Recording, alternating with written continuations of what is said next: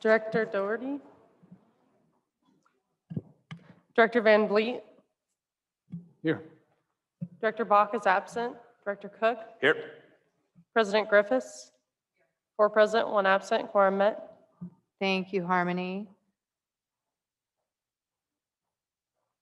One thing I'm just going to point out before we continue, if you have the agenda in front of you, we are changing members' comments to the very beginning. So that's going to be coming up soon. So if you'd like to come up and speak with us, please fill out the form that's out front, but you'll want to take care of that sooner rather than later. All right, with that, we need to approve the minutes as amended for both May 3rd and June 3rd. Is there a motion to approve the minutes? Motion approved. Is there a As second? amended. Second. Okay, we have a first and a second to approve the minutes for both May 5th, May 3rd and May 7th as amended. All in favor? Aye. Aye. Any For- opposed? Nobody opposed. 4 in favor, 1 absent. Motion carried. Thank you, Harmony. And it's time for public official comments. We have President Darcy Burke here. Thank you for being here.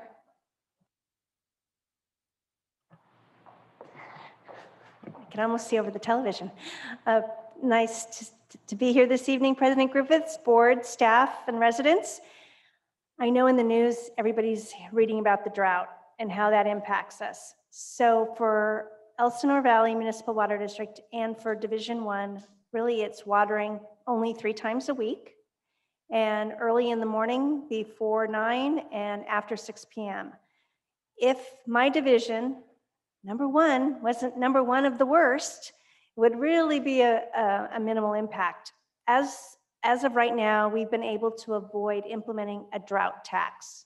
Those are my words. That's not what the district calls them. In previous droughts, they've automatically attached a drought fee to everyone's bill.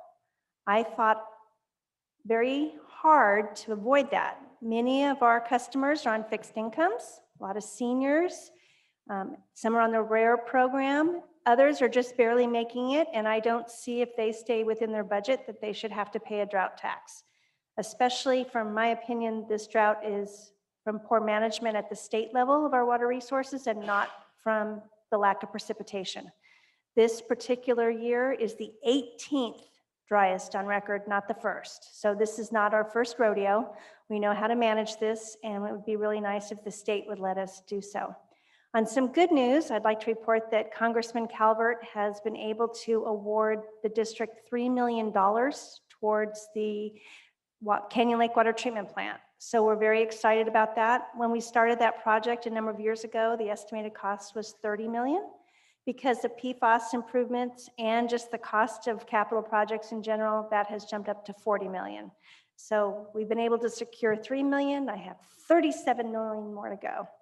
I just wanted to remind anybody if they have questions about algae, which I answered recently, or their watering schedule, or they need help paying their bill, that I'm available. My phone number is pretty much everywhere on EVMWD's website, so is my email. You can always go to burkeforwater.com. All my information is there too. I just want to make sure that I'm available if anybody has any questions, and tonight I'm happy to answer any that you may have.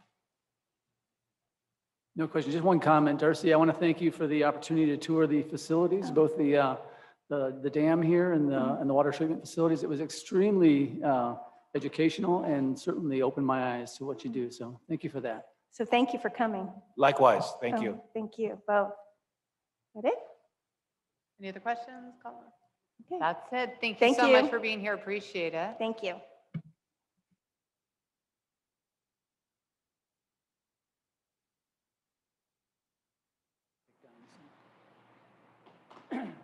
All right, for those people who just come in, we're going to switch over to members' comments. It's in the very beginning.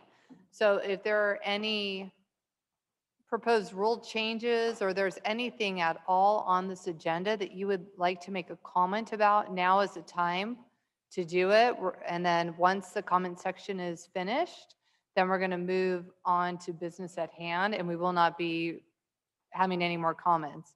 Of course, if anything pops up during this meeting, we're always here after the meeting, or you can always email the board as a whole or individually, and we're available for that.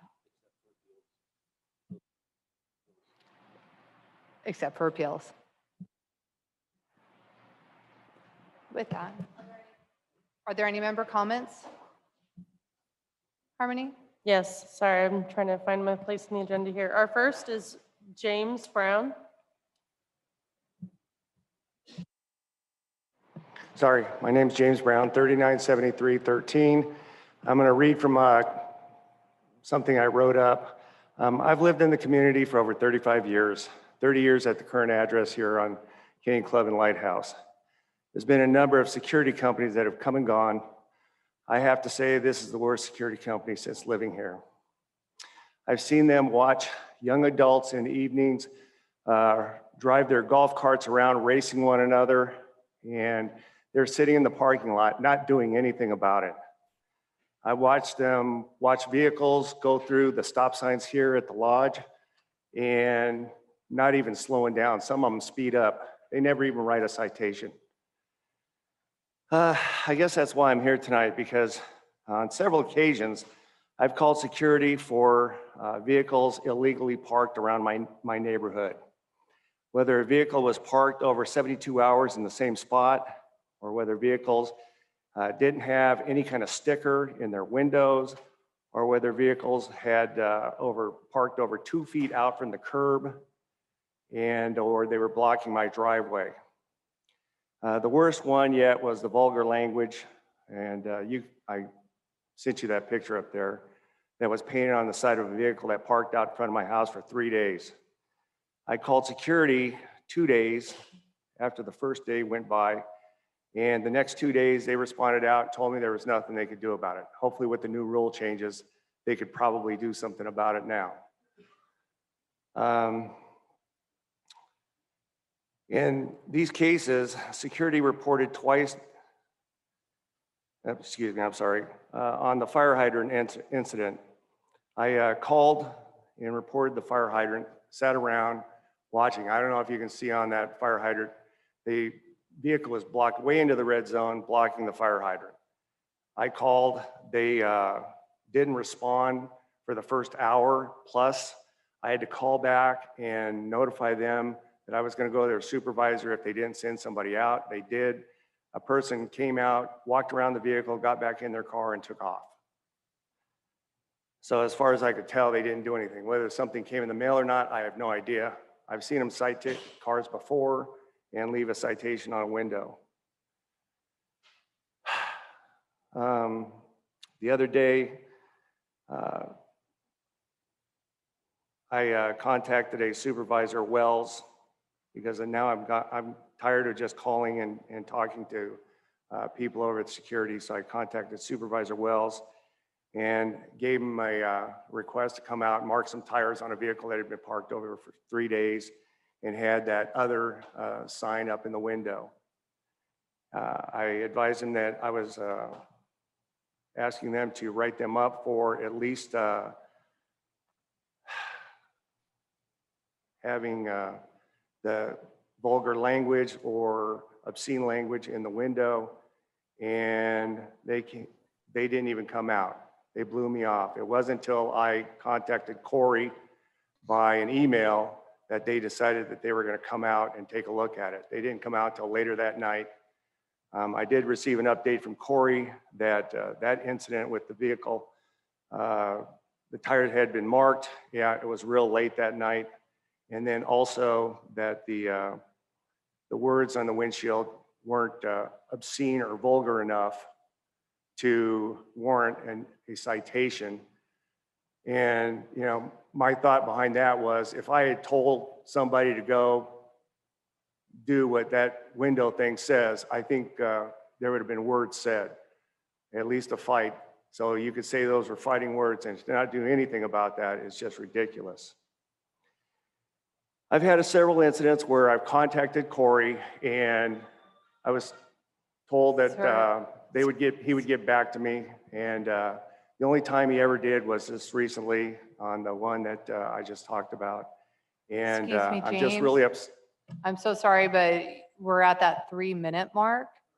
But if you'd also like to send an email to the board, I mean, we have these photos, but if you'd like to send an email with the additional comments that you wanted to continue sharing, we do greatly appreciate that. All right, well, thank you for your time. Thank you so much for coming up. I greatly appreciate it. Our next is Joe Kamasian.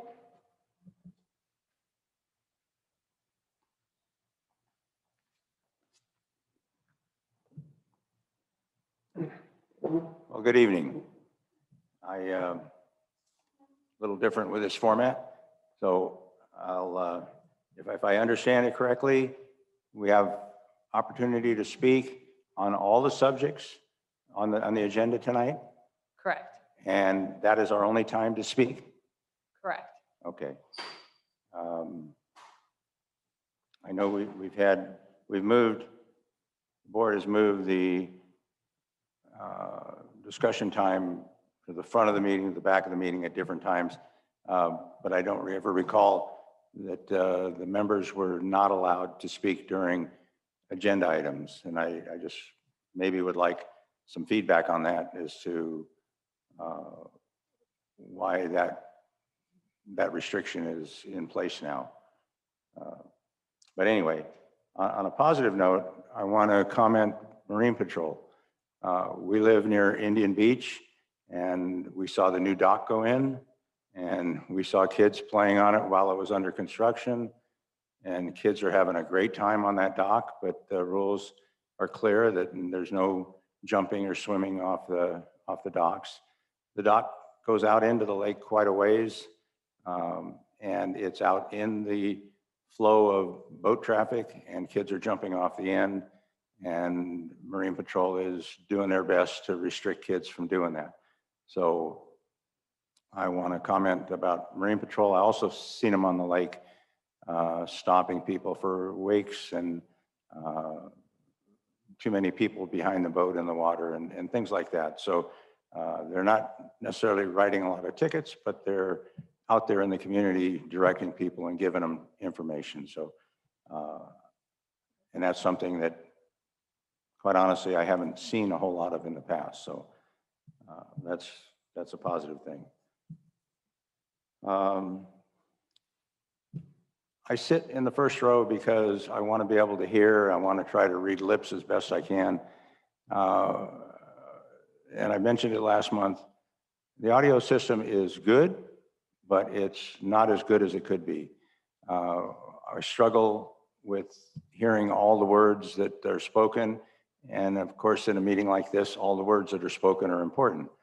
So I'd really like this board to take a look at possibility of getting some expert information as to whether or not we can improve this in a costly, efficient manner. Okay. I'm sorry to see we can't comment on the agenda items. I don't have any real comments right now, but as the discussion goes, sometimes we do. So thank you all for your work and efforts. Thank you, Joe. What do you? Yeah, just a couple of comments on the audio. We also have it's a large room, and so the acoustics are very loud, so we sometimes have a hard time hearing ourselves. And while we may or may not be able to do something about the sound system, I know we moved the seats back during COVID, and one of the things maybe we can look into is shifting the room arrangements to get a little closer. So we'll at least look into that as one thing.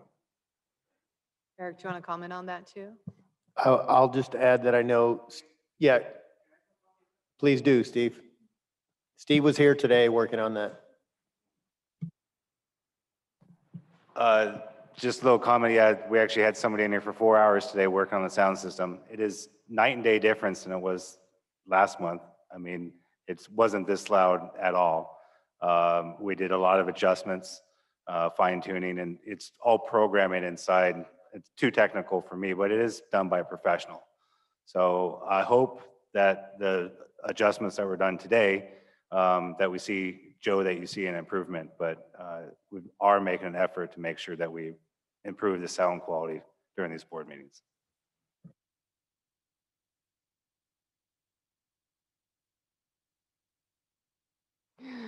Our next We're is sure you will. Any other comments? Brian McDowell. Great, thank you.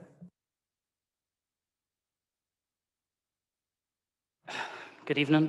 Brian McDowell, 3868384.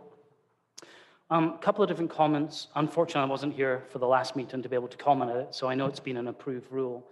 I had a few comments on GR 5.2a, personal electric devices. Again, I know it was approved.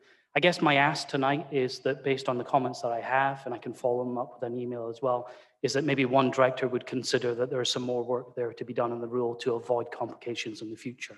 So I understand it's been approved, but I'm still wanting to give you just some feedback, and maybe you consider that enough to revisit it in the future. I think, firstly, the classes should be split.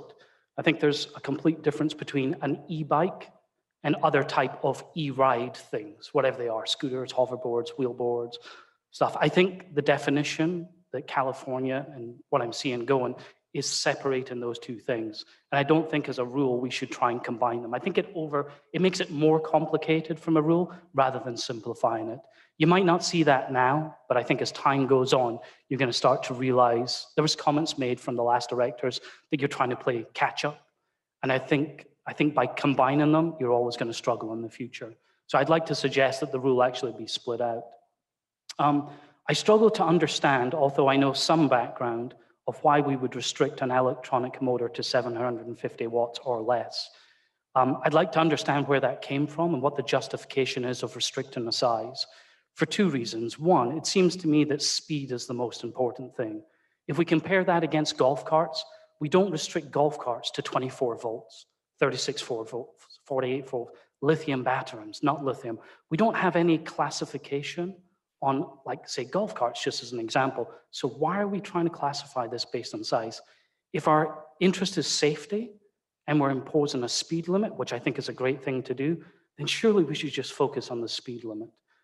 The reason why I say that is that these e-things can be upgraded. You can say that because you have an E300 scooter from Razer, it's only got a 250 watt motor. You can go and buy aftermarket upgrades, which this lake is very good at doing, right? And you can upgrade it. So I think we're causing more problems. How do you enforce that something is actually 750 watts? Is a community patrol officer going to pull over a guy and say, you're doing 18 miles an hour, but I think you have a 1,000 watt motor. Let me check it out. How are they going to do that? You're not going to police it. You're not going to enforce it. I actually think it's one of those kind of fake rules. You got to put it in there, but can you really enforce it? So I have other comments on that I'm happy to share, but I think the rule as time goes on is going to get more complicated. I think we have a problem of how to enforce it, and I think there needs to be better language about how to control it. California has things like class 1, class 2, class 3.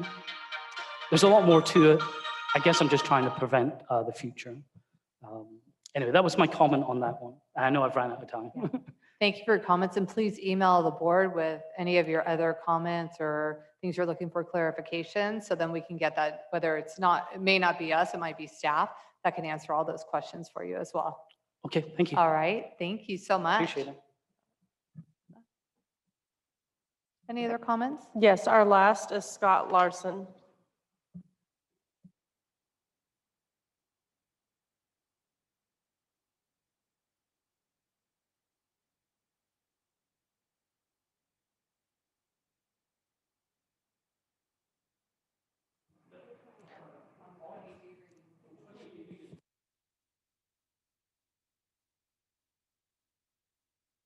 You can submit them to the corporate office or the board email throughout the 28 days.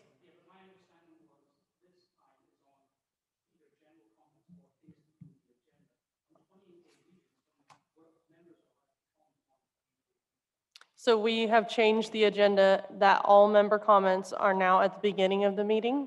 So you'll see on this agenda, and you can comment on both agenda items or non-agenda items in this section.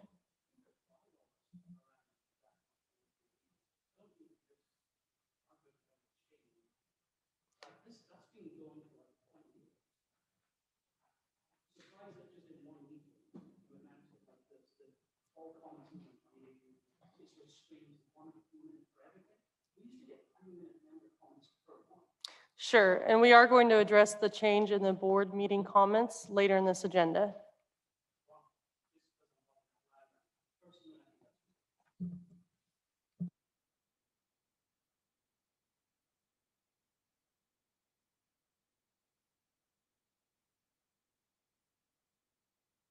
Hello, Scott. Hello. Scott Larson, 38-68459. I think I drew the short straw, now the president of the ski club going forward. But I really wanted to make a comment on the new rule that came out of the Rules Committee with the ability to use e-foils in the jump area. I think as a club, we realize the area is not utilized to its full extent and sits open for periods of time. I think as a club in general, we support that, support additional use of other members. I think we would just ask that we make sure the rule allows for safety. I mean, with the boats that are operating down there, tow boats that are operating down there, we have to go through, rules. We have to read the documents on how to use our boats down there. It's just an ask that, we maintain the safety and the integrity of the area. And, I don't see that in the rule itself, but in general, we would support having it and using it when it's not being used for jump or the others. And then the recognition that the jump has been there for 40 years and is continuing to be used, especially heavily on the weekends. So that's my comment. And I know we have 28 days to comment on it further, but in principle, we're in support of allowing sharing it with others when it's not being used. Thank you, Scott.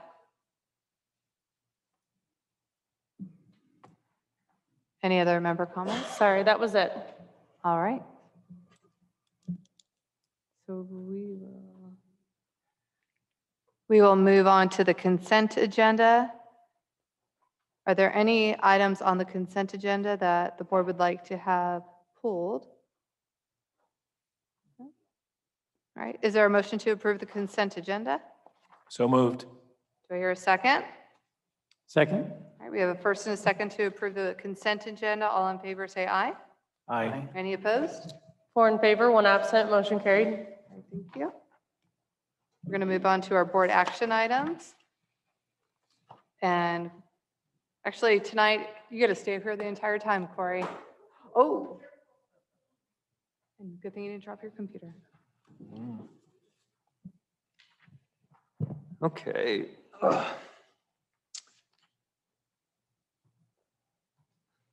Okay, good evening. So I do have I guess I am taking up all the time tonight.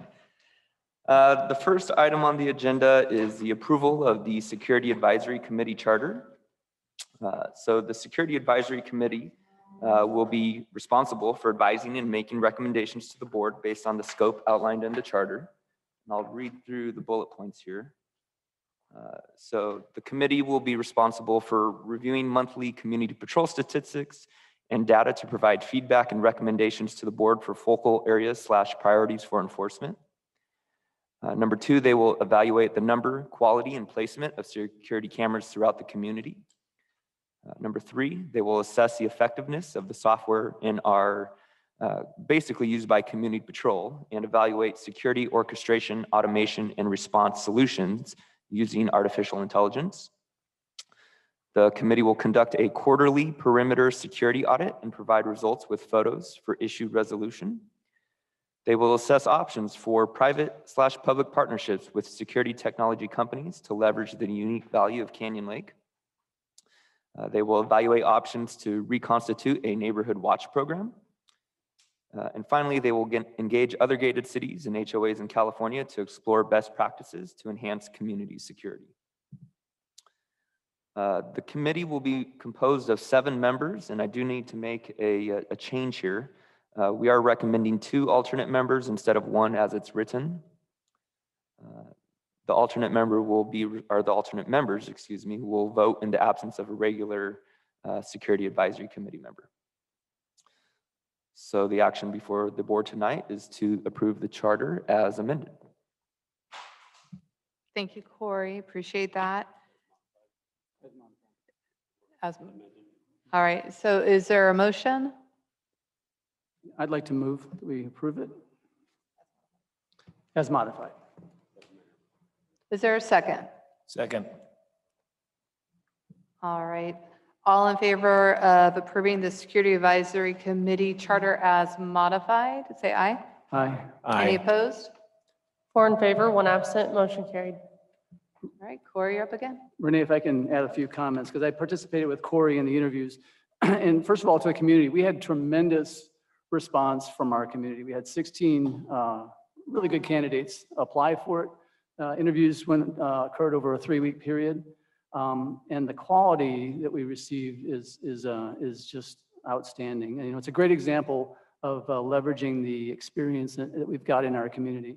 And just to give you some example of this, the candidates, they have experience in law enforcement, people who have implemented neighborhood watch programs, in homeland security, security camera technology, perimeter management, drug enforcement, security software, grand jury experience, and contract management, as well as some were community patrol members.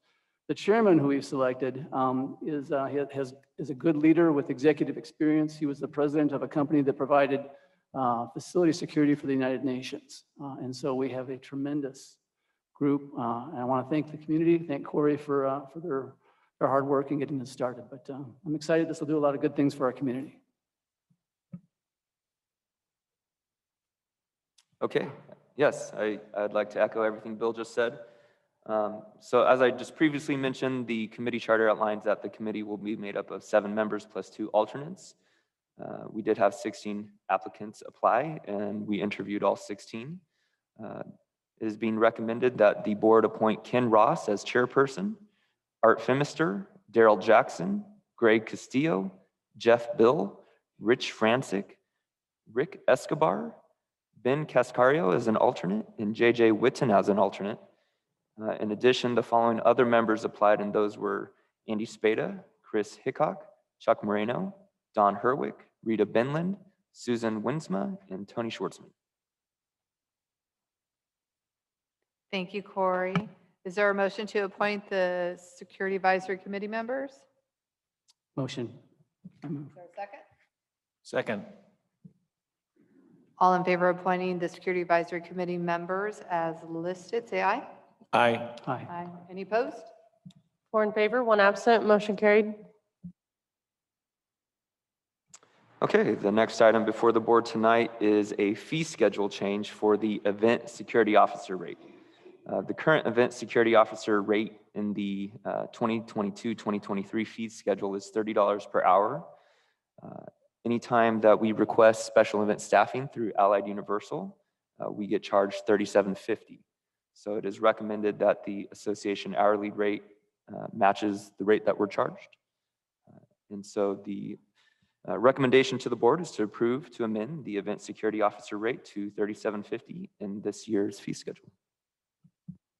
Thank you, Corey. Is there a motion to approve the fee schedule change for event security officers? Is So moved. there a second? Second. All in favor? Aye. Aye. Any opposed? 4 in favor, 1 absent, motion carried. Okay. The next item before the board tonight is an approval for a new rule, GR 2.0, guest usage of common areas / amenities. This rule has been presented as a 28-day reading previously. The background is that several members of the community have raised concerns regarding guest use of common areas and amenities without an association member being present. Specifically, concerns include guests driving boats, using the tennis courts, and picnicking at the parks and beaches. Currently, association rules only require a member to be present with a guest when using the swimming pool or while fishing the lake. At the March and May 2022 meetings, the Rules Committee met to discuss this issue and concluded that there are too many circumstances in which a resident may not be able to accompany their guest within the common areas. For example, a friend is dog sitting and wants to take the dog out to exercise, or a resident's grandchildren want to go play at the park. The committee agreed that residents should be encouraged to be with their guests within the common areas.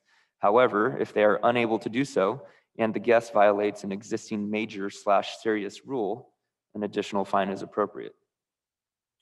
So the new rule would read, members are encouraged to accompany their guests throughout the community at all times. Should guests violate any of the below mentioned existing CLPOA rules in the member's absence, an additional fine will be incurred. This fine will increase on major summer holidays / holiday weekends. For example, Memorial Day, 4th of July, and Labor Day. Rules included in this additional assessment will be GR 2.4, zero tolerance for physical abuse, fireworks restrictions, no malicious mischief, no fighting permitted, no noxious and or offensive conduct allowed. All of our rules related to noise, which include unreasonably loud noise, aggravated nuisance, unreasonably loud noise with aggravating circumstances and negative impact on others. And the final rule would be noxious and or offensive conduct by residents and or their guests. The proposed fine amount is $300. On a holiday, the proposed fine amount would be $500. Thank you, Corey. Is there a motion to approve Rule GR 2.0, guest usage of common areas and amenities? Question, discussion first? We Corey, have to have a where, motion and then a second, and we can discuss. To discuss. What we do, so if you want to make. a yeah, I'd like to motion- make a motion to discuss. Okay, sorry. That's okay. So Second. Corey, were any comments in the 28-day reading, were any Hold on, comments hold on, I need a offered? second. Is there a second? Second. All right. Discussion. There you go. Did we receive any comments in the 28 days on that ruling? I did today, actually, and speaking with Joe just before the meeting. He had a question about some of the various rules that we have listed, for example, noise in the campground and reckless driving. And the conversation was about whether this rule should apply to those as well. My feedback was, when we're issuing citations, we typically use the general rules section for those types of violations. So I don't think it was necessary to go through and list those other sections rules as well. Separately, we are working on a rules and regulations rewrite, Amanda and myself. And one of the things that we're trying to do is to consolidate a lot of these duplicate rules. And so my goal would be to essentially not have duplicate rules in each amenity section of the rule book, rather consolidate that all into one. So that was the only comment I received. Thank you. Any other discussion comments? Great, no? All right. All right. All in favor of approving GR 2.0, guest usage of common areas and amenities, say aye. Aye. Any opposed? 4 in favor, 1 absent, motion carried. Thank you, Corey. Okay, the next rule before the board is an approval for a revised fine amount for EC 2.20, which is riding permitted in designated areas only. And this refers to the equestrian center. This also was a 28-day reading previously. The background is that the Rules and Regulations Committee met in May to discuss the fine amount associated with riding horses in designated areas only. After discussion, the committee is recommending that the fine amount be increased and made progressive for additional offenses. If we scroll down, okay. So the rule language stays the same. However, the fine amount does increase to $100 for a first offense, $150 for a second offense, and then so on and so forth. The rule language reads, horses may be ridden in equestrian center and on designated equestrian trails only. Horses are not permitted on the streets or private property except in the tract known as the Rancho Estates. Thank you, Carrie. Okay. Is there a motion to approve? So moved. Is there a second? Is there any discussion on the board? All right. All in favor of approving revised fine for EC 2.2 riding permitted in designated areas only, say aye. Aye. Aye. Any opposed? 4 in favor, 1 absent, motion carried. Thank you. Corey? Okay, the next item is the approval of new rules for the pump track. Again, this was a 28-day reading discussed last month. The background is in anticipation of the it's Vacation Park pump track opening towards the end of summer. The Rules and Regulations Committee began researching local pump tracks to develop a set of rules. The proposed rules were then reviewed by the association's insurance carrier and slightly modified based on the feedback. Once the pump track is open, members will need to complete a waiver at the association's office or Bluebird Hall prior to use. Bluebird Hall is where community patrol is based and they're open 24/7. Once the waiver is complete, the member will be issued a decal for his or her device, and their POA card will be activated, which will be used to open the gate. The proposed rules read, P2 1.0, all riders must complete a waiver prior to using the pump track. Waivers will be provided through the association. 1.1 is all pump track riders must wear a helmet with a fastened safety strap and closed-toe shoes, no sandals allowed at all times. Protective gear on the rider, for example, elbow pads, knee pads, and gloves, and the bike, for example, crossbar, handlebar, and gooseneck pads are strongly recommended. 1.2, pegs are not allowed. Please remove from device prior to use of the pump track. 1.3, children under 12 years of age must be accompanied by an adult 18 or older. Non-riders shall not enter the pump track except to accompany an underage child. 1.4, pump track is for non-motorized personal devices only. Any other uses are not permitted. Ride-on vehicles with 3 or more wheels, such as carts, wagons, tricycles, bikes with training wheels, strollers, etc., are not permitted. No movable obstacles or outside materials, for example, ramps/jumps, are allowed. 1.5, please ride safely and responsibly. No participant may enter the pump track unless safe to do so. Be respectful of all riders. 1.6, use of the pump track outside of posted hours is prohibited. 1.7, use of profanity, abusive language, violence, and/or weapons is strictly prohibited. 1.8, riding is not permitted when surfaces are wet, icy, or slippery. 1.9, no alcohol, illegal drugs, controlled substances, smoking, glass containers, open fires, food, or drinks are permitted. Use of the pump track is not permitted while being under the influence of alcohol, illegal drugs, or controlled substances. 1.10, no animals are allowed in the pump track area. And 1.11, use of the pump track is at your own risk. Thank you, Corey. Is there a motion to approve the new pump track rules? Motion, so moved. Is there a second? Second. All right, so we have a first and a second. Items open for discussion of the board. Any comments? Comments, concerns? I would just add one thing to this, and I know this list is going to maybe get longer as things happen. And when that does, when you start to revise, I would also look at some of the fines. Since they're all 50, there are some things that certainly warrant a larger fine than others. So for example, in just my opinion, no alcohol or illegal drugs. So if someone's on there, drinking, maybe that should be a larger fine of something. And that's for future consideration, see how things go. Hopefully we won't have that problem. All right. So I have a first and a second, all in favor of approving the new rules for the pump track at Vacation Park, say aye. Aye. Any opposed? 4 in favor, 1 absent, motion carried. All right, Corey, you're up.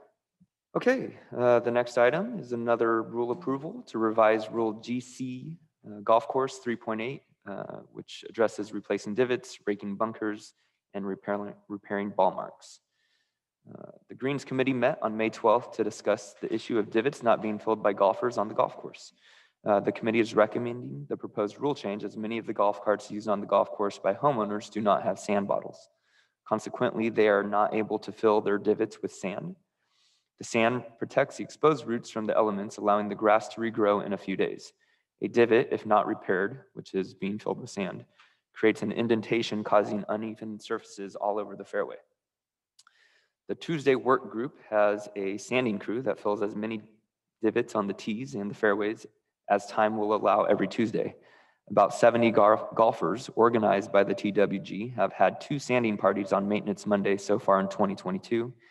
They were able to complete all 18 holes and fill approximately 2,500 plus divots. Sand bottles would be available to purchase in the pro shop at cost. The revised rule language would read, it is mandatory for all golfers using the golf course to carry refillable sand bottles. Divots on tees and fairways must be replaced, bunkers raked, and ball marks on greens repaired. This rule applies to all golfers walking or using golf carts. Thank you, Corey.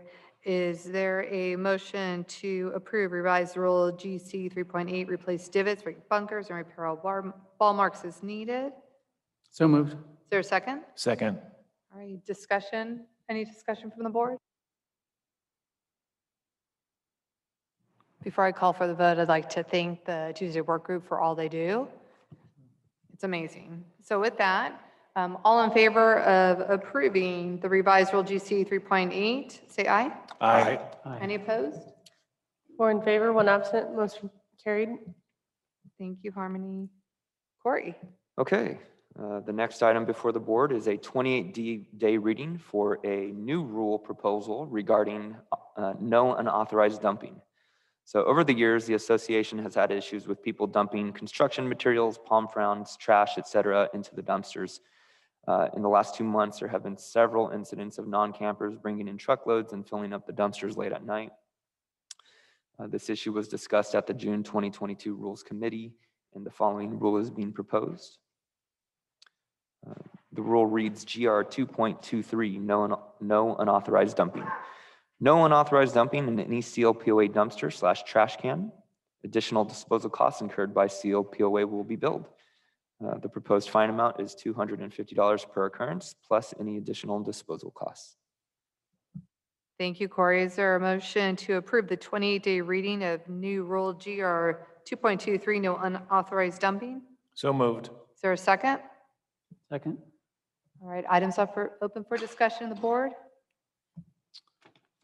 Yeah, I guess, what's the genesis of this? Is this has to do with any particular area is it Happy Camp, or where are we seeing the biggest offense on this that's led to this additional rule? Yeah, the most recently, it's been the campground. Operations does have 2 large dumpsters up by their yard that have been used in the past. And we've also had furniture dumped at Galt Field before. So those are the 3 main spots.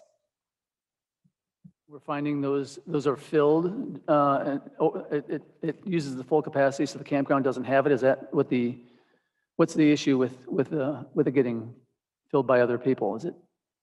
Oh, for example, at the campground recently, this individual decided to fill up the dumpster. And I think this occurred or at least one of them occurred on a Friday, right? Dumpster being filled at the campground? Or just one of the recent ones that we've had? Yeah. And so the issue was that the campers didn't have a dumpster to use throughout the weekend. Any other questions or discussion for this 28-day read? All right. All in favor of approving the 28-day read new rule GR 2.23, no unauthorized dumping, say aye. Aye. Any opposed? 4 in favor, 1 absent, motion carried. Thank you, Harmony. Back to Corey. Okay, we have another 28-day reading to revise Rule LM 7.1 regarding personalized motorized boards. The background is that the Rules Committee met in June 2022 to discuss the rising popularity and potential use of motorized boards within Canyon Lake. During the discussion, the Jump Lagoon was identified as an ideal location as it is separated from the main lake and often underutilized. The proposed rule change would allow for electric hydrofoils, e-foils, and surfboards to be used in the Jump Lagoon unless it is being used by a vessel towing a rider. Priority of this area will be given to vessels towing riders. The revised rule language would read LM.7.1 personal motorized watercraft. Jet skis are prohibited on all Canyon Lake waters. Electric motorized boards, hydrofoils, e-foils, surfboards are only permitted in the Jump Lagoon. Vessels towing riders have priority in the Jump Lagoon. Thank you, Corey. Is there a motion to approve the 28-day reading of revised rule LM 7.1? So moved. Is there a second? Second. And then time for discussion. So I have some comments on this.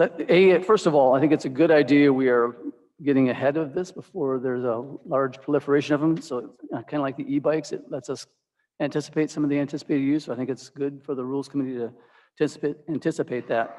I would like the Rules Committee to take a look at as we go through the 28-day reading.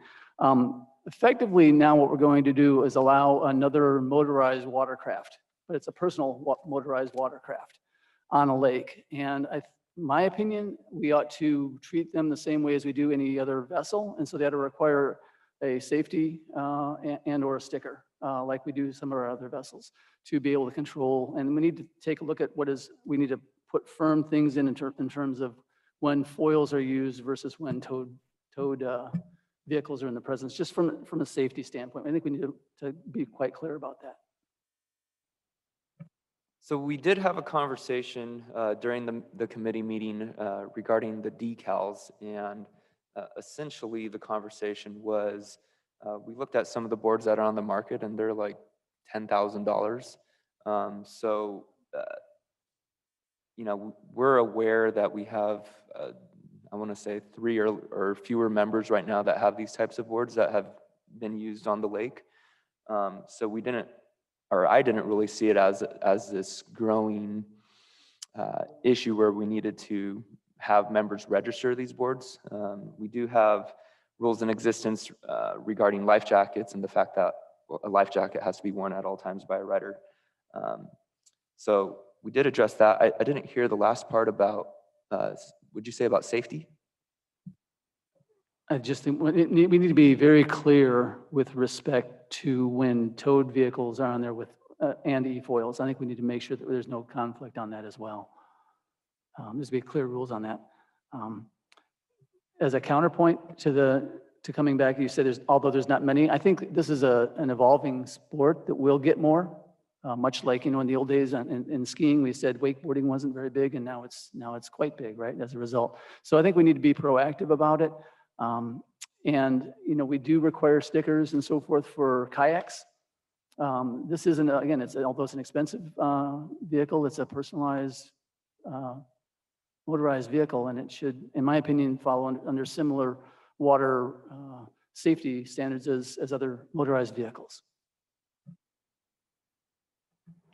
I too agree with there should be a licensing or some identification on them that they are registered with the POA or whatever to make sure it is our residents using them.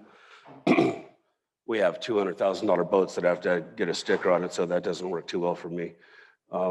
Beside that, I think we're opening a can of worms that we're never going to be able to get out of if we allow this. Just an opinion.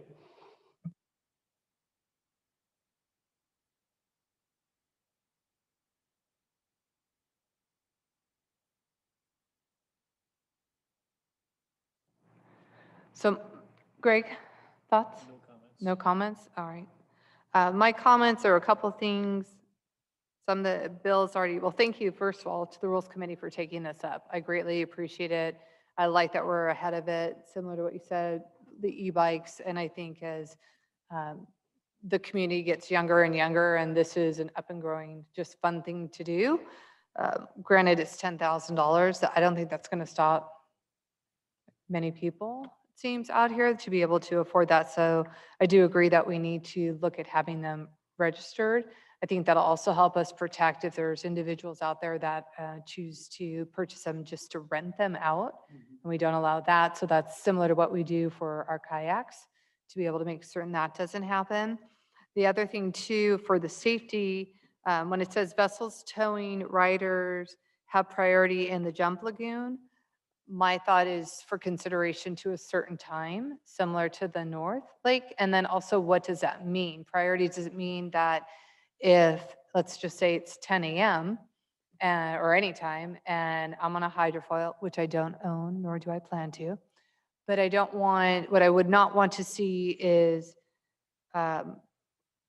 someone who's on a hydrofoil saying, well, the skier has priority to jump, so I'm just going to go around and make sure I stay out of their way. From the skier and the boat safety, their perspective may be they need to be off the water because we are going really fast. I don't want my person to land on them. I don't want a wake to hit anything. I mean, not that it produces wake, but we just want to ensure safety. So I think from a safety perspective, if we are going to have something that says vessels towing riders have priority, we need to define what priority is. And priority might be that if you're on a hydrofoil, if it is to a certain time, that they need to be off the water to ensure safety for everyone.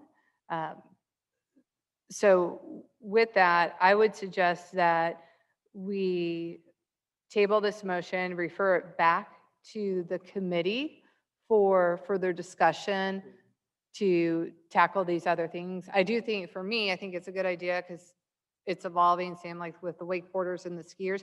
But I want to make sure that when we bring this out, it's crystal clear to everyone. So there's no arguments, hopefully. I'd love to even, by doing this, we'll be able to have more time to get more input from people who are on the hydrofoils, get people who are using the jump lagoon to make sure that it's ultimate safety and enjoyment over there. That would be my motion to this. So I would motion to table it, refer it back to the committee. Second. Second. All in favor of tabling this motion, referring it back to the committee with the items that we've discussed, and then of course, I'll just leave it at that for now. Aye. All in favor? Aye. Any opposed? 4 in favor, 1 absent, motion carried. And appreciate the Rules Committee for looking into this. I really do, because I think it's a good thing to do. And then for anyone who's listening, whether here or on Zoom, please email the board. Any thoughts, concerns, suggestion on how to tweak this or what we need to do to keep this area safe and enjoyable for everyone, but more importantly, safe for everyone. All right. Yeah, I'll add one last comment. So we'll bring this back to the Rules Committee. The committee meets the third Tuesday of every month, 6 p.m. in the POA conference room at the main POA office. So if you're interested in participating or providing feedback at that point, that's when they will be meeting. Thanks, Corey. You gotta go. Look at that. All right, association reports. Our general manager, Eric.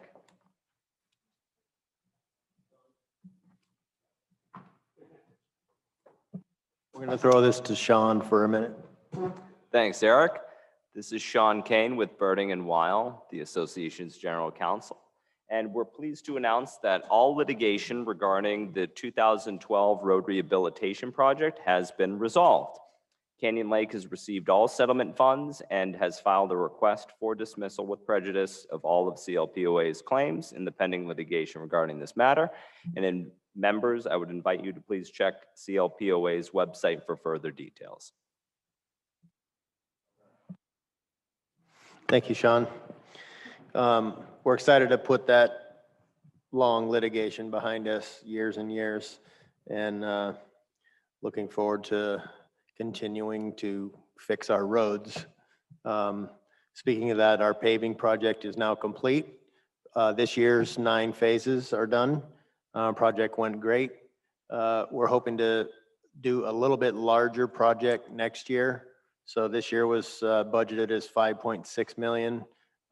We came in under that, and we will probably do 6+ or something next year, and then probably around 2 million a year for several years following until we get our roads into acceptable shape. Also happening is Vacation Park, formerly known as Sierra Park North. Trying to train ourselves to call it Vacation Park. We're catching on. Project's going great there. We are having some supply problems with getting concrete. 3 of the concrete companies that have been contacted by our general contractor who's trying to finish up the concrete flat work. One of them can't get cement. The other 2 can't get truck drivers.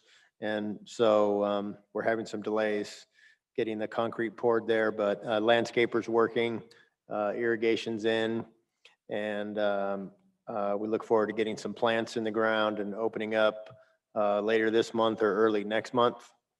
So that's coming, and we'll be excited to turn that project over. Roadrunner Park is now completed. Happy to have that project that's been talked about for 15 years behind us and open. The next projects that are coming up are the Happy Camp restroom. That's another project that we were happy to have completed and on time and on budget, and another nice improvement for Happy Camp. Next things that are coming up are the medians on Canyon Lake Drive South. Steve's working on putting that project out to bid. It's been in design for some time.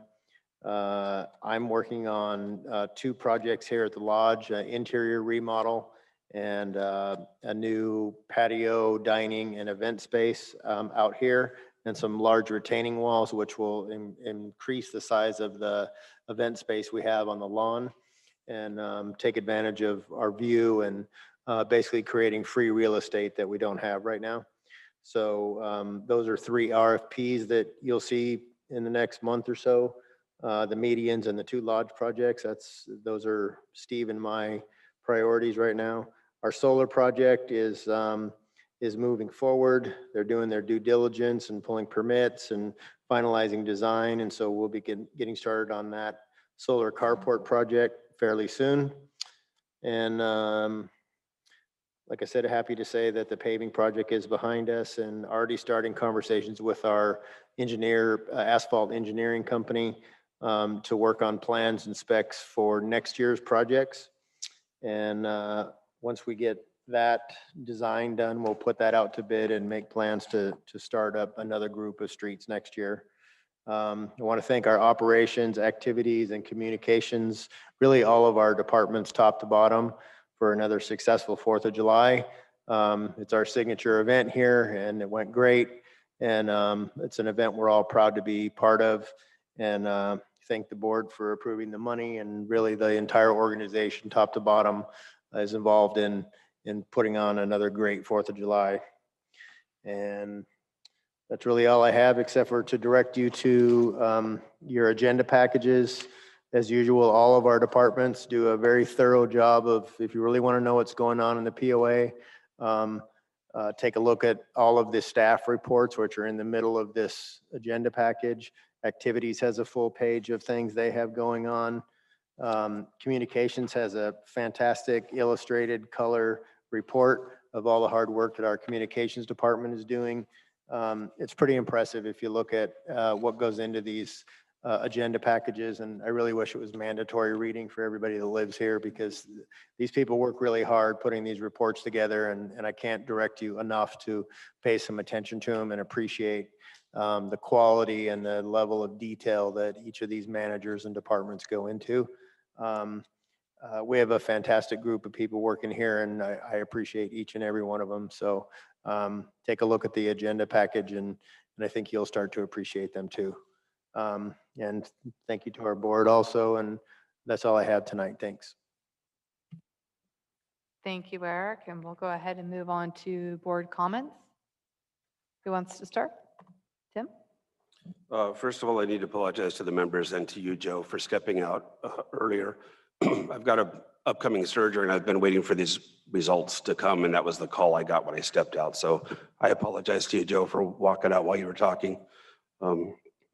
Beside that, again, our ACC committee is wonderful. These guys are working hard, and I'm so proud of this group every month and every week the work they put in. So that's about it. Thank you.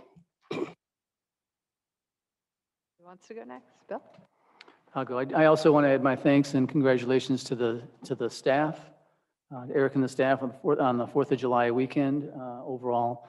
You know, 4th of July weekend and Memorial Day weekend are our 2 signature events. In fact, I don't know if you know this, but I think our population in Canyon Lake triples, if I remember right, on 4th of July, which is the largest amount.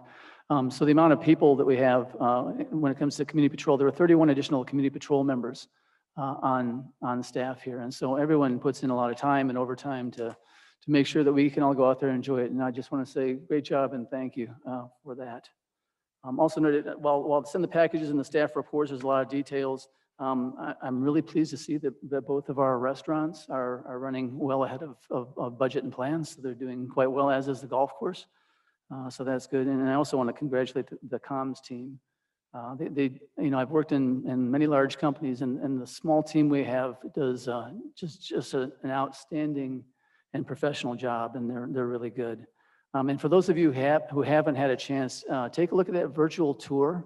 It's being made available on our website and also newsletters and so forth. It's pretty cool. You can go to any place in Canyon Lake and take a look and do a virtual tour from drone footage that was taken. And again, Eric, great job with you and the team to put that together. So thank you. Yes, I'd really like to commend this board and in particular Director Van Vliet for the rapid deployment of our Security Advisory Committee. You're not going to see changes this week. It'll take a little while for them to get some traction, but I know that Bill will be on top of that and get them going with great speed. I'd also like to recommend that anyone that's not serving on a committee consider that. Our little experiment in self-governance here needs some people on committees, and in particular, we need 3 members of the Fiesta or the Fiesta Day Committee, as it's commonly called. Fiesta Day might seem like it's a long way off, but it'll be here soon. And so I would encourage those out there listening and talking to your friends, if you want to serve this community, maybe join the Fiesta Day Committee or any committee of your choice. Thank you. This is a challenge of going last. You guys have already hit the high points. So thank you for announcing about getting people to join committees. We do need help there as always. And as pointed out by Corey, you can attend almost all committee meetings. There are a few that you cannot, appeals for one, but attend them and let them know what your thoughts are. It's really important if we're going to, if we're going to do what is best for the community, we need the community input from everybody. So I really encourage you to either get involved or at least sit in on a meeting or send an email so we can go ahead and hear your voice. I definitely want to thank our amazing staff and community patrol. It's close to 200 people who worked here on the 4th of July just to make sure that everyone who lived here who didn't work that day had an amazing day. So it's just for me always top of mind that we didn't have to work. We just got to enjoy everything that they brought to us. Also to RSO for stepping up. I know Lieutenant Rails, one of his challenges a few months ago was trying to find people who wanted to work overtime that day to come into Canyon Lakes. They're also filling up spots in Lake Elsinore. So I appreciate his hard work and their team for being here to do their best to keep our community safe. The other thing, and Bill already talked about it, but I'm so grateful to our restaurant managers, our golf course manager. They're doing phenomenally when it comes to budget. And what does that mean? Our members are eating and golfing here. So I want to thank all our members for enjoying the delicious food, the amazing golf course. I've golfed at 3 times this year. So I'm like almost a professional. Well, 9 holes, almost a professional. But it just shows, I mean, they are working hard to make certain that your money is not wasted, potentially saved, so we can, help out with the next year, especially with rising costs. So I greatly appreciate the efforts. And then, of course, our phenomenal executive team who always keeps us in the best shape possible. So thank you for that. And then finally to Sean, you got to announce the great news. Thank you for bringing everything to a close for the road litigation. Members, if you want to know how everything turned out, please go onto the POA website. It's under the member login and you'll get all the information there. But thank you so much to all the board members who started it, who saw it through, for Eric who had to deal with it as well, and everyone else. Greatly appreciate all your hard work. And with that, any other comments from the board? Okay, I'm going to go ahead. We're going to take a short recess of 10-minute recess. And then for those who are staying for for appeals, please stay and we'll come back in 10. Okay. All right, we're going to go ahead and move forward with architectural appeals. Ready? All right, we're ready. We're going to move on with architectural appeals. First one is Henry Massey. Board, page 104, Henry Massey. So good afternoon, or good evening, I should say. Yes, go ahead, please have a seat. Yeah. Is there? I'm Henry Massey. Let's This is pull you my another seat up. wife. Yeah, we don't want you to stand the whole time.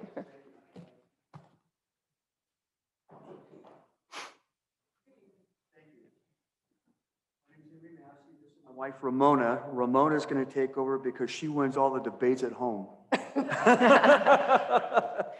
All right. right, I appreciate that. So what I'm going to do right now is I'm going to go ahead and state the case of what has happened, what was denied by the committee, and the rule that the reason why it was denied. So this is a rule violation. It's PC 5.3 and PC 5 or 8.10. Mr. Massey had submitted, or Mr. and Mrs. Massey submitted to the ACC 3 times to remove and replace a circular driveway on the left side and to add concrete parking on the right side of the property. Additional work such as replace the walkway, extend the curb, and replace the landscape. The boat pad was to be 38 feet in length and 10 feet wide. The committee denied Mr. Massey's request due to the PC 8.1 and PC 5.10 landscape requirements not met, and parking of an RV/boat would be in violation of PC 5.10, blocking the front view of the home. In an effort to help Mr. Massey with his proposed plans, the committee met at his property, suggested a different plan for the parking pad on the right side. In short, the committee had requested that the parking pad be shortened to 8 feet instead of the proposed 10 feet, and to remove the bushes and to push the concrete to the property line. All 3 attempts of submittals were denied as stated below. The committee works hard to uphold PC 5.10 and 8.10. As proposed, both the PCs would not be met, and the committees worked diligently to maintain the consistency between all memberships' proposals and additional driveways. So with that said, I just wanted to make sure everybody understands that we get driveway extensions and driveway additions probably 3, 4, 5 times in a month. And so the Masseys aren't the first people who've had to been denied because of PC 5.10. We move back here. So I've labeled a couple of the PC numbers, which is also, I put in there, the architectural control committees, what their powers are and what they can do. And I put in PC 5.10, driveways and additional parking. About 2 years ago, that particular rule was revised, and the purpose behind the revision was to help the committee to enforce concrete driveways to be nominal instead of more, and also to be able to keep up with the PC 8.1, which is the landscape requirements. All properties should have 1/3 of landscape to the ratio of a concrete. And unfortunately, in the committee's view, this particular driveway that is proposed would then block a portion of, not all, but a portion of the front of the house. So with that being said, I'm going to go ahead and give the Masseys an opportunity to go ahead and state their appeals. And Lynn, if you wouldn't mind, you can put up their plan, which is on number 2, that one right there. Okay. Thank you. Go ahead. Thank you. First, I'd like to go ahead and give you some information.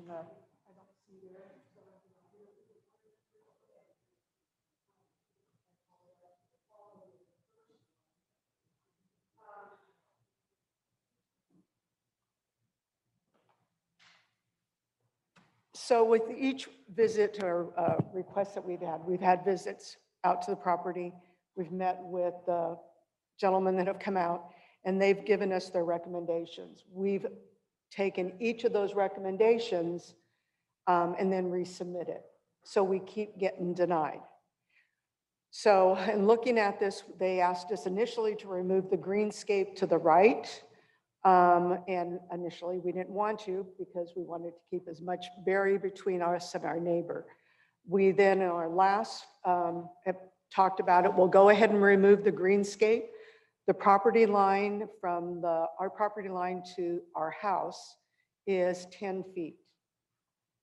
Our proposed boat pad, we did go ahead and shorten it, and we would go ahead and make it 8 feet, leaving a 2 feet gap between the property line and our house. On this photo here, that you have of the property of ours, shows that greenscape is still there, it's 2 feet. By moving it back, we would be closer to the property of our neighbors, leaving clear view of the last little window there of our property. But I also then went ahead and looked, and even driving over here today, coming down from our house to here, there's 4 homes that you can't see the front of their doors or their windows. One's a brand new build on Canyon Lake Drive South. There's 2 coming down to this clubhouse that you can't see anything. So going back to what you said, that was recently revised, I understand that, but there's also brand new build that is getting away with it, or they're being granted that permission to have concrete up front and no visual of the front house. So we've done as it's been suggested or recommended by your committee members that come out and do this. We've changed our plans. And at this point, I am like, why can't we? Why are we being targeted or discriminated against where we can't have a place where we can park our boat? The other option that was given to us, or suggestion that was given, was to put it on the other side of our garage. We have a 2.5 car garage, and put it in front of the golf cart area. By doing that, we would now be 3 feet, the tongue of the trailer would be 3 feet from the curb. And in order to hook up to our boat, to pull out or to park it, we would now be in the golf cart drive lane and in the road. That would cause another safety or a safety hazard for not only ourselves, but for others. Parking it in the U across in front of the house, which it was parked before, is not per your guidelines here. It says that it should not be, a circular driveway is not for long-term parking, i.e. boats, RVs, trailers. There again, you go all through Canyon Lake and it's there. It also states that it should be perpendicular and not traverse. Traverse would be across in front. If we were to park in front as it was, then I would now be in violation of that. So currently, we have it parked on pavers, and we just received a citation for putting it on pavers, not on our gravel or landscape, but now we have a citation for that. But then in the bylaws, the PC says that it can be put on pavers or concrete. So our hands are tied. Was the citation issued by Community Patrol? Or was that a violation letter? Routine inspection. So that would be us. So go ahead and I will go ahead and take a look at that tomorrow when I go back to the office. And then I can give you an update on that. Okay, thank you. So we've tried to comply with your PC rules.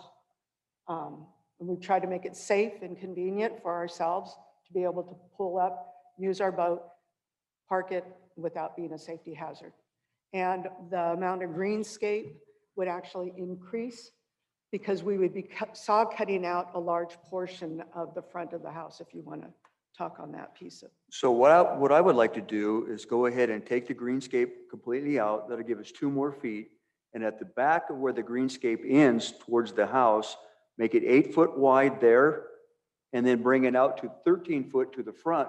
So it's easier to drive to back the boat in after get off of South Canyon Lake. So I'll take the greenscape out on that one side and go from 13 feet at the curb to 8 feet in the back. And that should push the boat over, because where the house is to the property line is 10 feet. So we should be clear of the house. The boat's 8 feet wide. So if I may, you're stating that you're requesting to remove the circular portion of the circular driveway. That's always been. And correct, and you would like, and what you have here is it would go from the 13 for the apron all the way to the back to 8 feet. Correct. Okay, I just wanted to make sure And if everybody remove the understood hedge. that. So in other words, the circular portion is removed And then the driveway goes from 13 and narrows down to the 8 feet, which is what's up there currently. Minus the greenscape on the proposed boat parking. So we would take that right there completely out. I'm going to go ahead and let John talk a little bit about the PC 8.1, which is the landscaping requirements. It's all about the calculations. I do want to address two things that you said. One of them, which where you drove around the community and you saw a bunch of them which appeared to have it parked in front of the home. You're going to find that all over the community, but that was one of the things that was brought to the committee's attention, that they wanted it to stop. And so that's when the revision to PC 5.10 came in, which was a couple of years ago. And then the other thing I would like to point out is that not every lot is the same. The frontage portion could be 60 feet wide, or it could be 80 feet or 100 feet wide. It could be a corner lot, an interior lot. So there's just so many different rules, and not understanding some of the rules, you may not understand that that's reason why the committee would have to, not approve something. So I just wanted to make sure I clarified a couple of things, because not all lots are the same. And I appreciate you doing that. On a part of what you said, there's a brand new build on Canyon Lake Drive, about 12 houses down from us, brand new build, new concrete. There's no greenscape, a very minimal amount, and you can't see the front. So I understand fixing past laws and revising them to new board, new ideas, but it just happened to. And I appreciate that. And what I'd like to point out is that you don't know what we currently have under investigation at this point in time. So, but I do thank you, and I will check into it. The Masseys are very fortunate in that they have, on the right side of their property, they actually have a 7-foot setback from the house to the property line. If it was 5 feet, we'd never approve this, but we were trying to get them to move the property or their concrete over to the right side of the property. This particular plan still has the 2 feet of landscaping on the side. And one thing we told them was we wanted it 8 feet wide, and that would be 8 feet all the way from the curb back to the house. And they did not do that, and that's why we rejected it. So we were in favor of them if they move it over. We're trying to get a better view of the home with it 13 feet wide at the end. It's just, and then going to 10 feet, it just wasn't enough, and that's why we rejected it. So John, do you have your notes from when ACC drove out there, the measurements? I'm sorry, I didn't hear you. Do you have your notes and the measurements from when ACC went out there? I only have what we actually wrote up, which was for the 1/3 landscaping, if they make that 8 feet wide, it will meet the 1/3. Okay, And it will also not, in our opinion, the committee's opinion, it would not block the view of the home, only about 1 foot. We try and look at it at keeping that area down. And obviously if they had the normal 5-foot setback, it wouldn't be sufficient. With the 7 feet that they have, it's in the opinion of the committee that there will still be a good view of the front of the home. Right, my concern is the measurements at the farthest closest point of the corner of the house to the fence, to the property line. She's stated that it was 10 feet, and I thought when we went out there, we measured that it was 7 feet. Yes, she did say larger than what we measured. That's correct. So it is actually 7 feet to the corner of the house to the property line. It was approximately 7 to the corner of the house. Now there is on this particular plan, if you look further up on the right side, you can see there is a fireplace encroachment into the setback. It's not really into the setback. It comes out about 2 feet, and still that makes it a 5-foot side setback, which is the restriction for building a home. Okay. So, and I did also state this on, or was stated on the reason, or for the rejection, that the front area is 2,240 square feet, requiring 748 square feet of landscaping. Under that, the original thing that we looked at where they wanted the large thing, there wasn't sufficient landscaping to, they only came up, only had about 382, so it was way short. But we corrected that.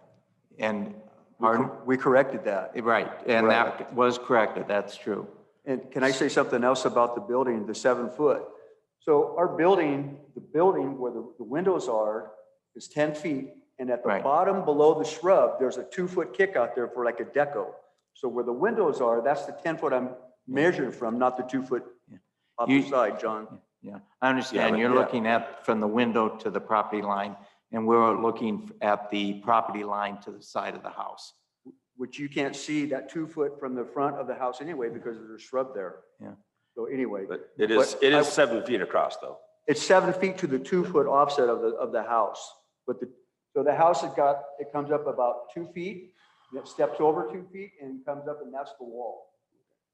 But in the front, I don't want to go down to 8 feet from where the curb is, because it's going to be hard to get the boat backed in there. I would rather leave it 13 and go to 8 in the back if I could.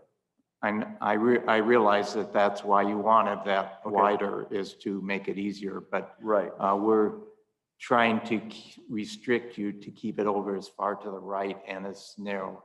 And the committee felt that 8 feet was sufficient to be able to do that. I have a question. I just want to make sure I heard you correctly. One of your suggestions was if they removed the shrubs, the 2 feet of shrubs on the right, Correct. and moved it all over, then that would have been okay? No, well, what we're saying is that we wanted them to move it over to the right and remove that 2 feet of shrubs, which they verbally told us that they would be willing to do, but have not submitted a plan to show that. And then we wanted it to be, we were going to allow them to have their approach, but we wanted the concrete to be 8 feet wide, keep it down instead of 13.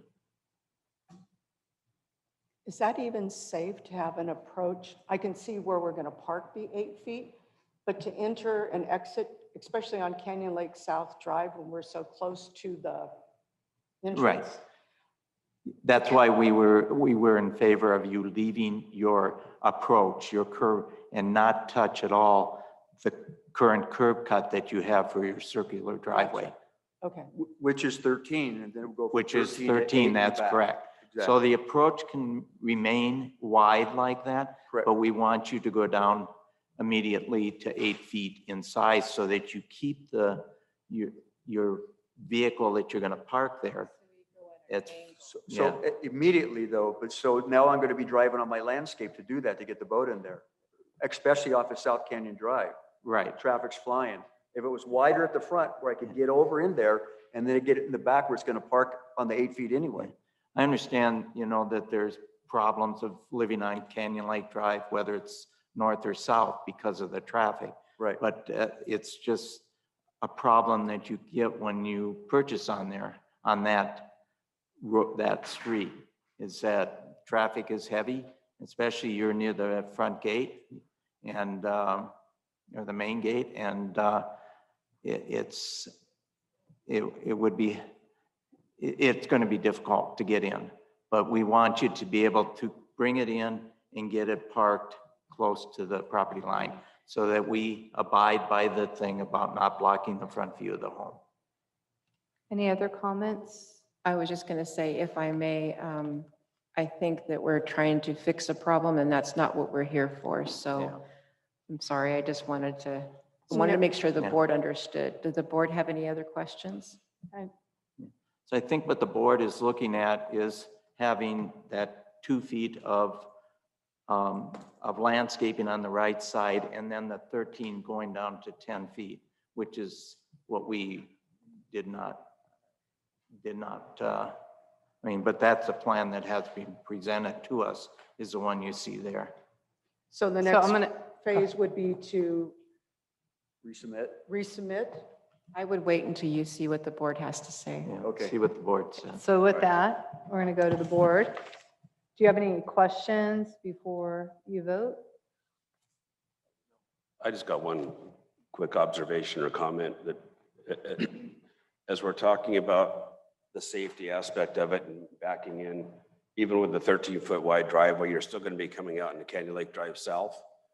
And I don't see any more danger in doing that than doing the concrete on the left side of the house that meets all the requirements. And you're going to be just as dangerous doing that as you would pulling in over there, in my opinion. So As far as that, we're going back farther. If you look at the drawing there, compared to where the front of the garage is, we're able to go back a few more feet so that when we do back in, when we've done it, we're actually in the golf cart lane, not all the way out in the street. for 30 seconds until you unhook the truck and pull it out. Same thing like I do at my house. Yeah, thank you. That's it. Yeah, and I'll just add one thing further. I saw a boat, and they were being pulled out, and they had a back. It was right before the crosswalk where the golf carts are. And the good news is Canyon Lake, everyone, at least that I saw there, was polite and waited as they had to back their boat up. And it is a process. And I know it's a challenge for everyone who lives on that main street. We block traffic on ours when we're backing up our pontoon as well. So I am completely sympathetic and understand how you feel on that, on that concern. So with that, we're going to call for a vote on, this is to deny or appealing the ACC denial to replace the driveway and the parking lot for Henry Massey. If you want to approve the denial, board, all in favor of approving the denial, say aye. Aye. Aye. So sorry, do we have a motion? Well, this is, Upholding, are we upholding the, I would say uphold or. uphold the ACC. Thank you, Tim and Bill. So all those in favor of upholding the ACC denial, say aye. So sorry, did we have a motion in a second first and then all in favor? Motion. Okay. Director Cook? Second. second? My apologies to everyone. 4 in favor, 1 absent, motion carried. Thank you. Thanks, sorry. And may I also suggest the second portion of that request was for you to come back to the committee. So please feel free to come back to the department tomorrow and staff can help you with moving forward with another plan. Okay. Okay, Thank thank you. you so much. All right, thank you. Next is Scott Huffman. Page 125 for everybody. Feeling ACC denial to sign off on shed located in 5-foot side setback. Okay, thank you very much. Again, it is, they are appealing the ACC denial for sign off on a shed, the location of the shed. An application was submitted to the ACC committee on May 6th for a shed and was approved per PC 5.7 and PC 5.3. Upon inspection of the shed on January 19th, it was found that it appeared that the shed was placed closer to the front of the property within the 5-foot side setback, a CC&R violation. However, the inspector was unable to verify due to no access to the rear of the side yard at that time. On February 8th, the member granted permission to access the property to inspect the shed. And then on February 9th, an appeal was submitted because the shed was then found to be in the setback. On March 3rd, a second appeal was submitted due to the shed placed in the setback, not installed according to plan. And then again, a third appeal to the committee on April 21st. Again, the appeal was denied. In an appeal to the committee, Mr. Huffman stated that the plan was submitted and approved by the CLPOA. It was brought to his attention by the inspector that the shed was within the 5-foot setback, And he was understanding that the property line was from the curb in the front of the house to the back. This is a tough shed with a tile roof and cannot be removed. This is according to the member's appeal. And so what I have given to the board is, it's actually a CCNR. It's section 7 regarding sizes and placement of residents and structures. It talks about the 5-foot setback and that nothing is supposed to be in that setback. PC 3.1, applications of setback. And then it says no improvement shall be constructed, placed, or maintained within the setback. PC 3.1C talks about it specifically, the 5-foot setback from each property line. So I just wanted to point out, these are all the ones that are regarding setbacks. And what the staff is requesting is that the board of directors uphold the committee's decision and to deny the member's request for the shed to remain in the setback and proposed on the left side of the property. Staff further request that the member is to relocate the shed out of the setback with a separate application in order to establish a timeline and an inspection date. So I'm going to go ahead and have Mr. Huffman discuss this. Lynn, there's 2 of them which we can show, which is Exhibit 1 and Exhibit 2. Before you go ahead and speak, what I would like to talk about is in Exhibit 2, Lynn, you can see where the pink highlighted marking is and where it basically states it's drawn 5 feet from the property line. Where it's actually located, which you can see in Exhibit, I would say go ahead and see it in Exhibit 3. There it is. As you can see on the left side of the property behind the fence there, that's where it's located. So it's located closer to the front of the property line. And it is within the 5-foot setback. So go ahead. Back to, here we go. Going back to the original plans that were submitted and approved, that pink marker is exactly where our shed was built, exactly on that marker. It was not any further back. It's exactly in that spot. It's like 3 feet behind the AC unit where it's shown right there. So there's no, because how we found out, Dorothy pointed out to me, she goes, well, no, it shows that, you have it built over here, which I haven't marked on the plans, which where she pointed would have been outside of the gate. So I said, no, it's installed exactly in that pink area where it was approved. So I used to, when I worked out in the field, I used to approve plans myself. So if you look at the dimensions and you do your measurements, the planning department should have caught the fact, or at least a red flag, like, wait a minute, okay, this wouldn't be, this would actually exceed into the 5-foot setback. If they did the measurements correctly, if you look at it. So you got 7 feet here and you got 6, so it's not a straight run. It goes into a V, as you can see. So again, this goes back, that's what, was a red flag to me when Dorothy pointed out, okay, now I find out what's going on here. I'm like, well, this is not where I installed it. I installed it right where that pink marker is. So we thought we were good to go, especially when the inspector came out the first time. He didn't go in the backyard because I said, we still get, got to paint it and put the tile on there and everything else. He was wanting to get, pictures of it. And I'll just go through the, in the front. So I walked with him and he just wanted to look at the placement where it's at and everything. He never mentioned one time that it's within that 5-foot marker of the property line. So you'd think at that time, when the first inspector came out, he would have said something to me at that time. He goes, well, once you get it painted and you get the tile on there, you'll be good to go. So in our minds, okay, we're good.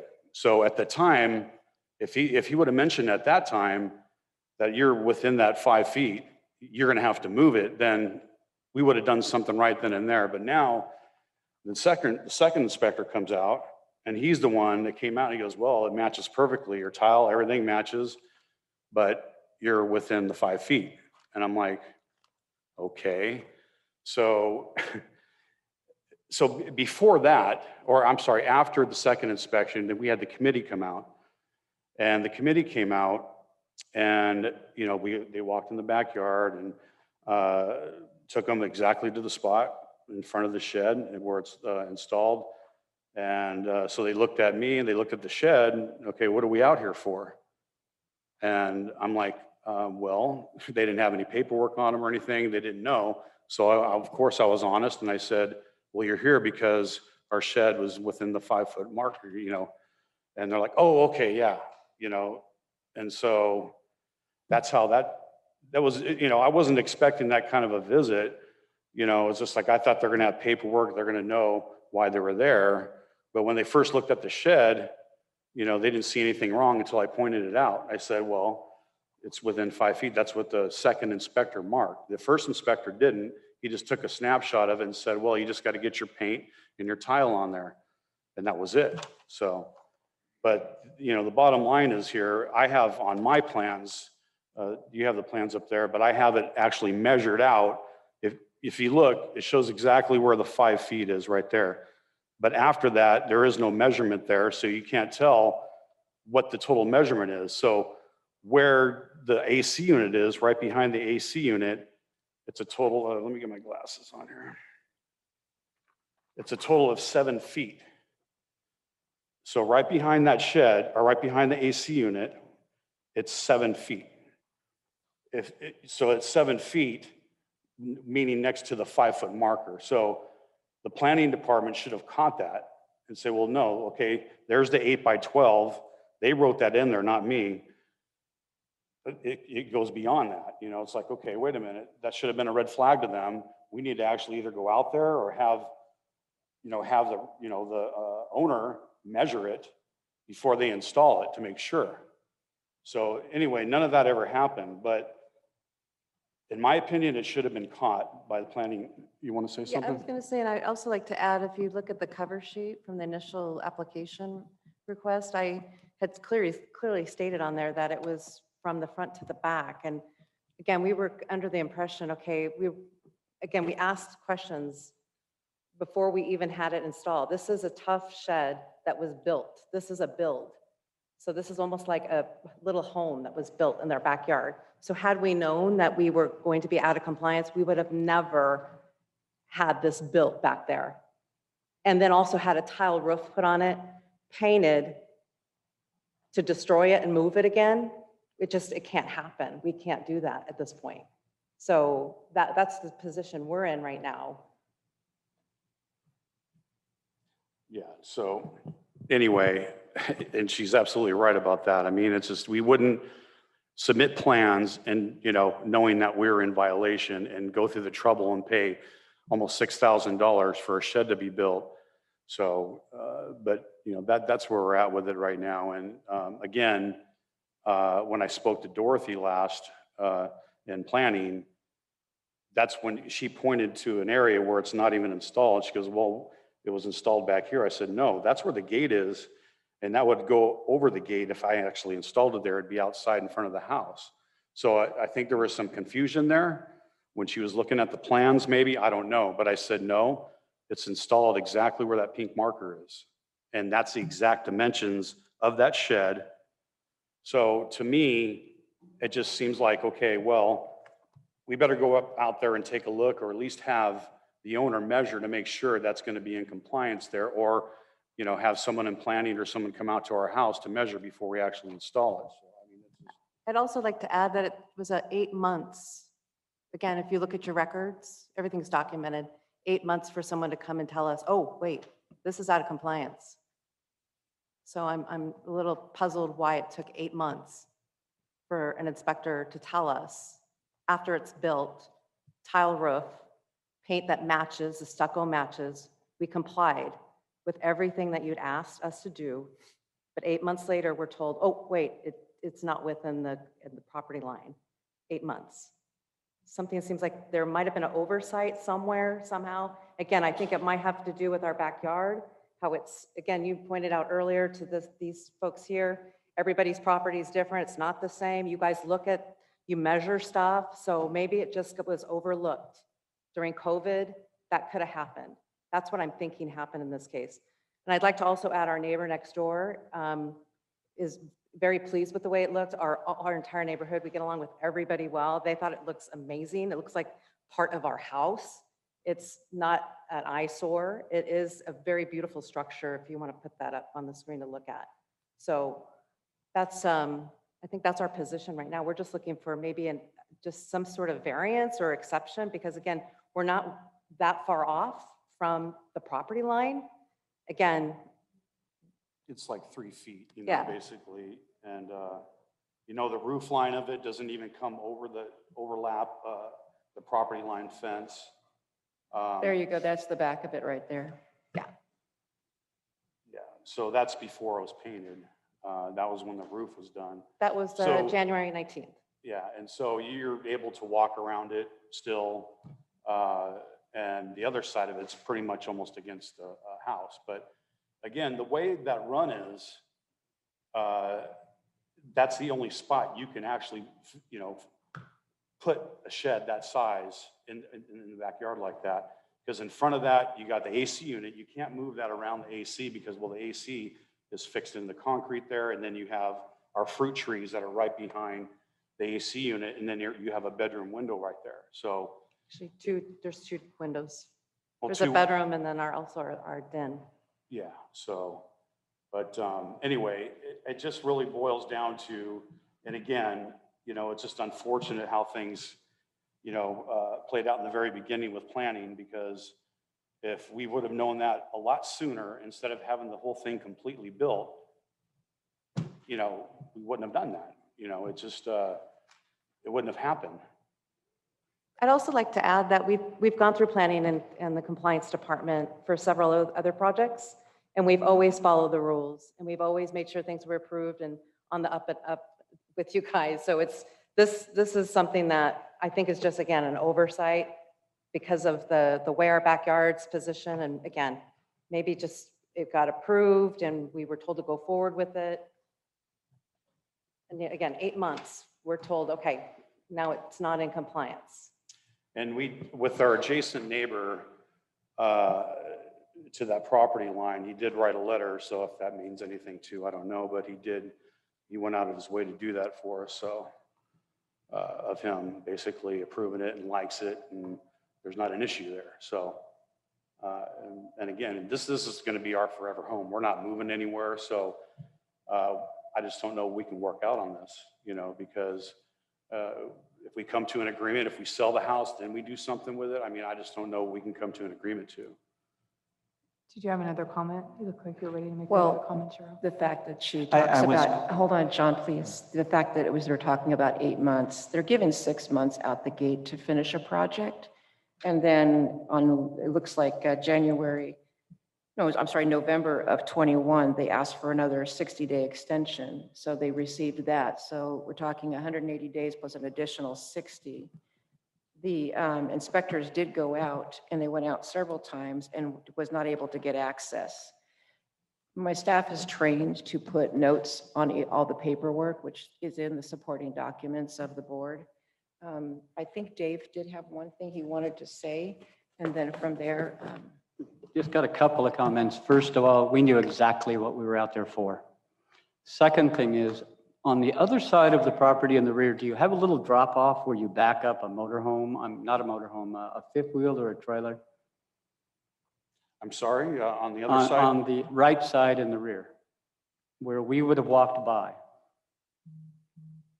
Yeah, that's our, it's boat parking, yeah. RV Okay. boat. And then we have our. We pool walked by equipment. that. You told us, am I wrong, that you actually tried to hook your Jeep up and pull it and you couldn't get it to move?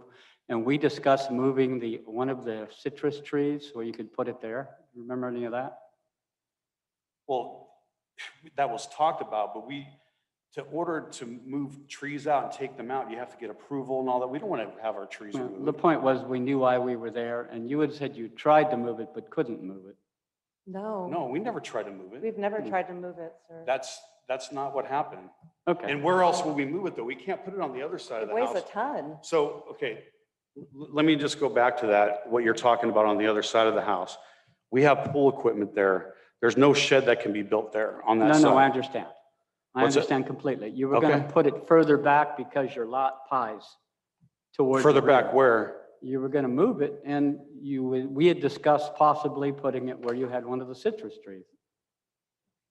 Okay, I don't want to. So, but again, pontificate. so in order to do that, okay, in order to do that, the AC unit would have to be removed.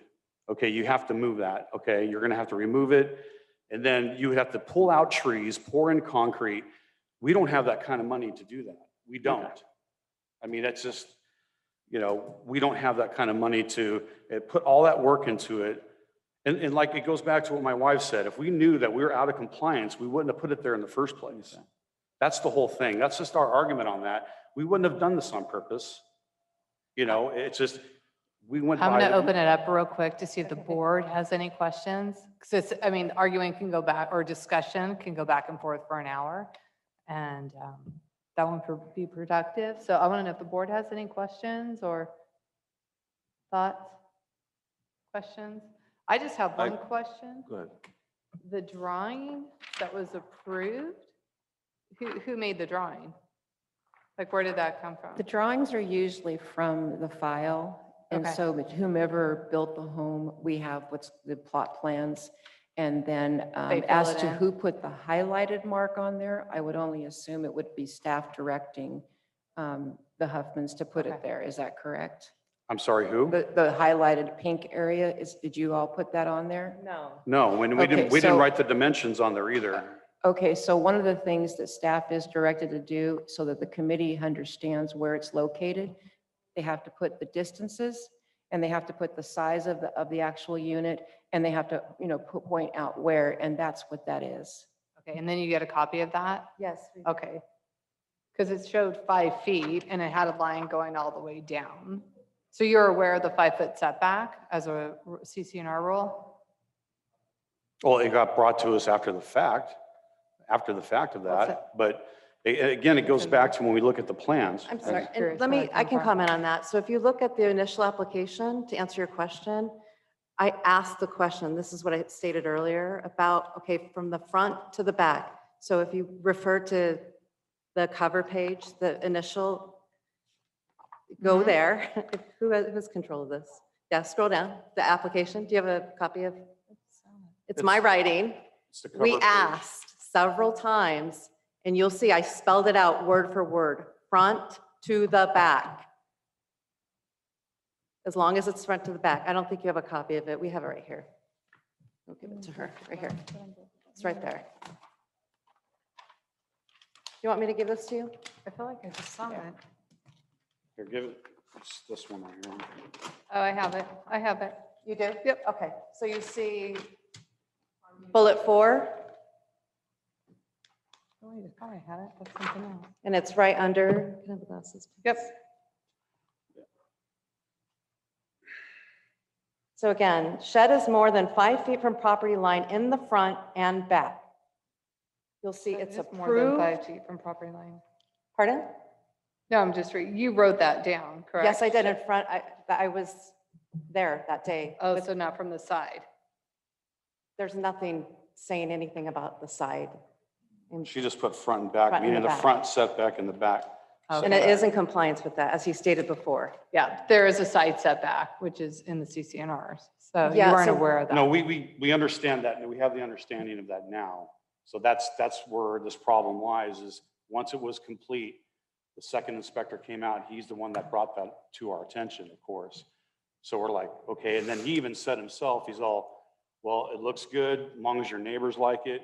He said there's a good chance they'll, they could approve it or just give you a variance. That's what was said to us by the inspector. So, I'm just going by what he said. So I'm thinking, okay, we have a chance to go in.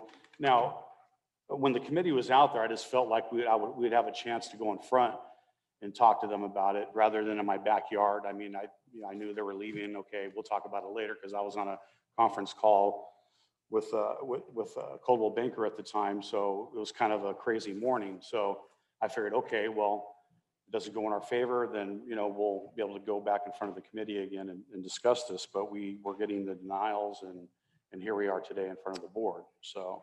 Yeah. Any more questions from the board? All right.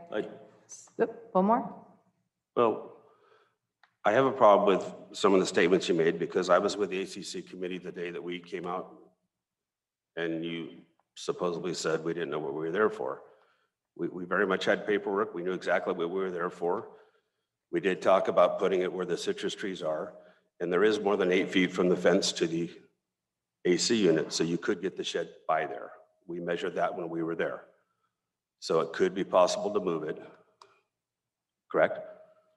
Well, no, what I remember very well, they asked me, what are we here for? They did ask that. That was a fact. They did ask that. There was no Yeah, I'm not paperwork. I mean, there was no paperwork. I mean, I'm not gonna, but yeah, the discussion, we did have a discussion about the trees and taking that out. But we're like, wait a minute, why why would we have to do that? I mean, we went through all this trouble, I know, but we're going back to the original plans that were approved, okay?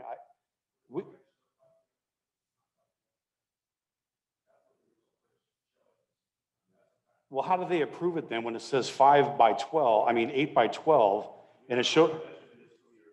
It says it right here, Tim. It says it right here. The measurements are right here. Do you want to look at it? Yeah. It's all there. The measurements are there.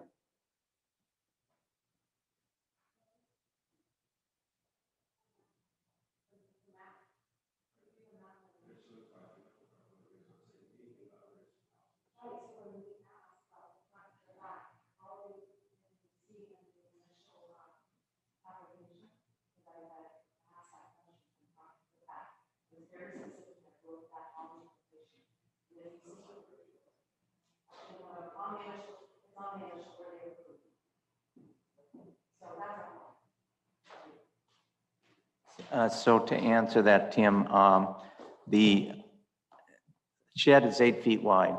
It has to be 5 feet from the property line, so they needed 13 feet to have that shed, 13 or more feet.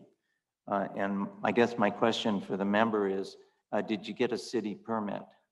Because we don't get into restrictions of safety, but there is a requirement for 5 feet from the side setback by the city. Also, it's a fire hazard, but it needs to be moved. We can't give a variance for that.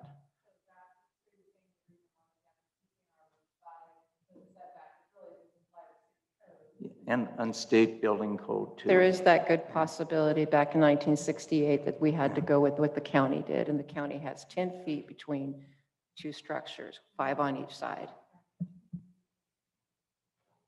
So how do we get that permit that you mentioned? We're going to go ahead and, Okay. is there a motion to uphold the ACC's decision? I move. Is there a second? Second. All in favor of upholding the ACC's decision, say aye. Aye. Anyone opposed? 4 in favor, 1 absent, motion carried.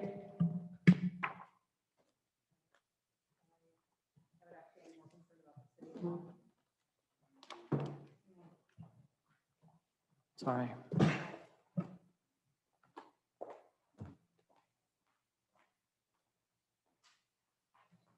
All right, next is Lorraine Hammonds, page 167.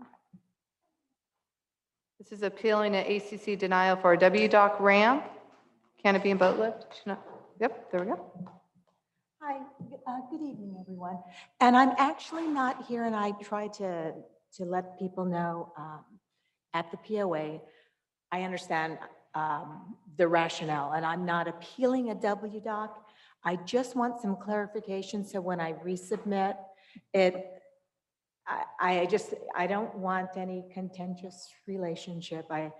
Couple of the things when I got the letter, the rationale, not all of this, not all of the PC was here that I'm looking at tonight.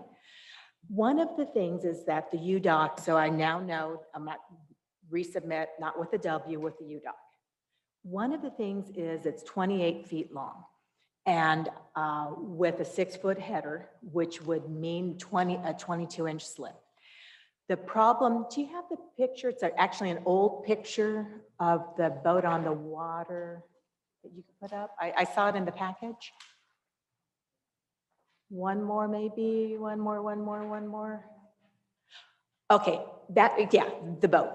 So, yeah, thanks. I don't want to flip upside down. Okay, so currently, actually, to the right of this, I actually have two boats. I have a pontoon boat that is side-tied. So I think doing a U-dock, it's going to overall decrease the dimension. The sleek craft will go in the U with a new lift, and actually I'll side-tie that my pontoon to where the sleek craft is now. So on the new U, that particular lift will stay, and that'll actually, when you look at the dock, the crowding isn't where the sleek craft is to the main part of the cove. The crowding is when you're looking from here to the right of that. So I think that'll alleviate some of the problem. My concern is this, is you can see this boat has an IO.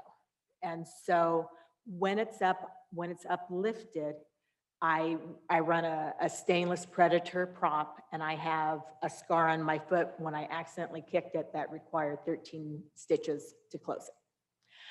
I'm real concerned about, there's a lot of people who paddleboard, another house, a couple closer to the main channel, they have kids. I really think it's good, it would be better if they would allow a 24-foot, because that boat measures 21. When I taped it today, when you go to, including, like I said, you can see the swim step is actually covered, but when you have the outboard lifted and the prop there, it's about 24 feet. With this particular lift, this older side lift lifts the boat straight up out of the water. The newer lifts, so what this boat is actually going to will be in the U. These particular lifts, when you park them, when you lift it up, it actually kicks it back. So I'm a little wary of having that prop sticking out 3 feet in back of the fingers. I appreciate your concern. I understand. Yeah, thank you. I appreciate your concern about the safety of others. I think that's something that can be scheduled with a meeting with ACCs, usually on Thursdays, right? I've sat through those and it's very helpful. And they'll definitely be able to help you, or at least give a little bit of guidance on that. So what I'm hearing, you're withdrawing your appeal for the WDOC. I told them weeks ago what my situation was. Yeah, that I really wasn't an appeal. I needed clarification. I don't live in Canyon Lake. I drove out specially today to come. Oh, goodness. Okay. So, Ms. Hammonds, meet if I with may, you. if I may, we are going to be having a cove meeting for this particular cove. It's not just your dock, but there's several different areas in which the committee has to help to figure out some problems on both sides of the cove. Mhm. We have some issues of members not able to navigate into their docks, as well as 2 other people that would like to be able to submit as well. So my recommendation was going to be for them to go ahead and just push this back and deny your request, and then just have you wait for the cove meeting. Okay, but I was given so much time before I could resubmit. The cove meeting, And, you know, and I've already paid my fees, and this was submitted, I think, back in June, and I was told that I had to resubmit by a certain time. you're fine right now because the committee So when is my understands. resubmittal date that I have to resubmit? We don't have that date yet. We were waiting until after tonight's meeting, and then we're going to go ahead and send the letters out. So it would be probably between 2 and 3 weeks from this coming Thursday. Could you tell me if this 28 feet long is that? Not tonight. Yeah, that can't be that's not- discussed tonight. That'll be. This at is not the time or meeting. place for that. That's, you got to submit a plan with ACC. If you would like to make an appointment with the committee before the Cove meeting to get some more, gather more information, just contact the staff at the department and they'll schedule you a meeting. You don't have to be here. We can do it on Zoom as well. The staff will Okay. explain everything to Well, you. and then the other point is the letter I received is a bit ambiguous. My existing ramp is 16 feet and we submitted for an 18-foot. So to try to minimize that encroachment out. We're only here for your And- appeal of the W doc, ma'am. Pardon? Tonight, we're only here for the appeal of the W doc. That is the only thing that we're discussing. Ms. Hammonds, if you Yeah. wouldn't mind, just give me a call tomorrow and we can discuss some of your concerns and I can help you with what your next step is. Yeah, because I really I was thinking I was going to have this new doc by the end of July. And again, when I called, I made it abundantly clear that I was not wanting to appeal. I was looking for direction. And so for me to drive back and forth with all the way out here and then wait to the end, that information that this was not the appropriate venue would have been greatly appreciated and instead of wasting everybody's time and gas. Thank you. All right. With that, we're still going to move forward with is there a motion to uphold the ACC's denial for the W doc? Motion. Second? Second. All right. All in favor of upholding ACC's denial of the W doc, say aye. Aye. Aye. Anyone opposed?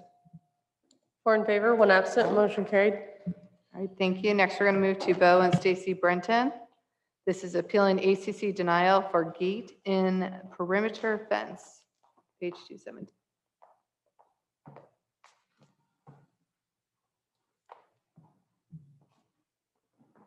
Okay, so like you stated, Stacy Brenton here is appealing for the ACC denial and the gate and the perimeter fence. To go over this, what happened was the city of Canyon Lake had emailed our department letting us know that there was some complaints that were drafted and given to the city regarding gate access into the Menifee area from our perimeter fence. So that started all of this in its play. So what that did is it had our inspector go out there and it took some maneuvering, but she was able to view it from the vacant lot that's on the right-hand side of you. And so with that being said, the gate and the perimeter fence is not something that the committee would ever approve because it is the perimeter fence, it's POA property, and it would be considered destruction of POA property. With that also said, it was mentioned in the appeal by Ms. Brenton that there were others on Longhorn. We have since went out and we are in the middle of processing all of those. But I did want to give an opportunity to let you all go ahead and state your case and make your appeals. Thank you. Thank you guys for your time. So we purchased the home a little over 3 years ago, at which time the gate was already there. I didn't put the gate in. I have not made any changes to it in this time since we've lived there. Since then, we were fortunate enough to purchase 2 pieces of property behind our house, which is actually in Menifee on the other side of the fence. So now I do own the property on both sides of the fence where this gate is located. If I may, Lynn, there is a overhead that will show both the property in Canyon Lake. Yes. There you So, go. yes, so the ones outlined there are all my properties. I have the deeds to those as well, if anyone would like to see that, just to prove ownership. But, you know, like you mentioned, you know, I can go around the perimeter of Canyon Lake and there's holes, there's gates. I mean, I could have came in with a stack of pictures, which I'm not here to point fingers at other members, throw other members under the bus or anything like that. I'm just, you know, basically what we're here asking for is that the ability to have the gate between, to access my property, maintain my property on both sides of the fence. And if you wouldn't mind pulling up the other picture as well of the gate. Currently, it does not have the barbed wire across the top like the fence everywhere around Canyon Lake does. So hopefully, if we are able to keep the gate, I could bring it up to Canyon Lake standards, furnish it with the barbed wire that it's, that should be there. Because at the end of the day, this is my property, and it would keep our community and my property secure. So that's what we're here asking for. All right, thank you. Any questions or comments from the board? All right. Hi, Sean. So that perimeter fence that goes all the way around Canyon Lake, that is POA property, the fence itself?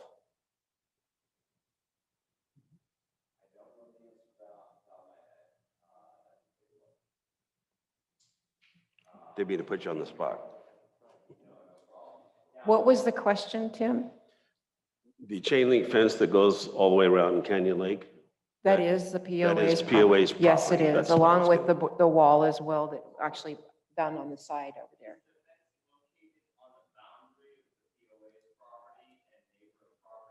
That is correct. We have a gate that goes all the way around, that goes from the perimeter wall, that comes all the way around, all the trigger gate and all the sides to where beyond the gate.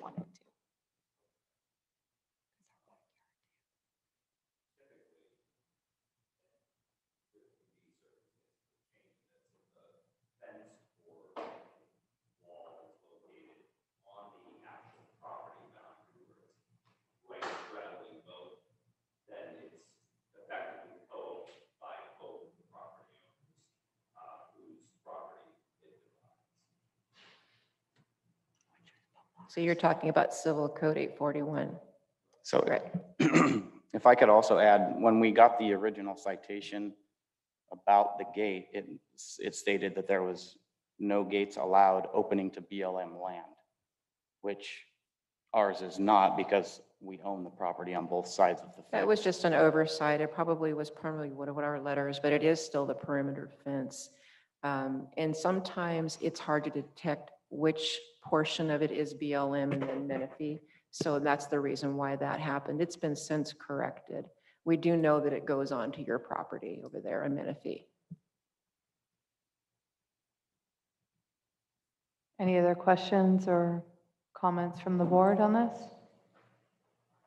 I just have one more comment. One of the things and one of the concerns that was brought to my attention from the city was that in the complaint that they received, it was their concern about motorcycles, obviously, with start setting fires, which that's not within our control. But it's also gate access and the control of who's letting people in and out of that gate. And I believe if you look in the articles, it's within the POA's jurisdiction to ensure that the community is safe as much as possible. And that's the reason why we have perimeter fences around. So we just wanted to make sure we made that mention. If I can comment on that, I mean, as you can tell from the picture, it's a pretty severe slope on the Canyon Lake side. Well, both sides really, but at no point would anything ever be driven through the gate. It's just simply for man access for me to get back and forth, to like I said, just to access and maintain my property, really. And this was, like I said, it was an existing gate that I didn't put this here. When did you purchase this property? It's been just over 3 years ago. And when did you Early purchase 2019. When did you purchase the adjoining property? 2020 maybe. Yeah, I'd say maybe Afterwards? 2 years. Yeah, yes, afterwards. Afterwards, okay. Yeah, since the properties in Menifee were purchased after we purchased our home. And you purchased those properties because you wanted to be able to get over there? Well, so I received a letter in the mail from the county and they were going to county auction. And since I owned an adjacent property, they notified me. And so I was, lucky enough to pick them up at that point. Well, and too, like she said, people always ride dirt bikes out there from Menifee and Quell Valley and leave junk. And I go out there and yell at them, get out of here, because we didn't want, people trashing behind our backyard.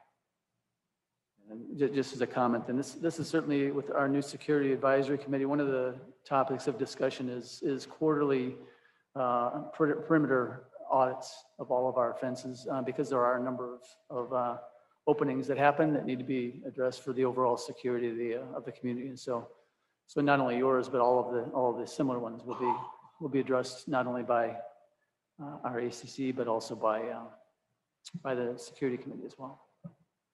I just have a question for the board. Can we allow a private entrance and exit to Canyon Lake?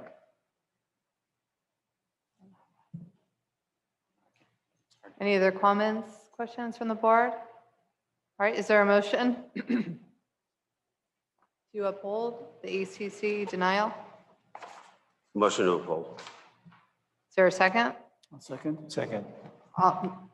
All in favor of upholding the ACC denial of the perimeter?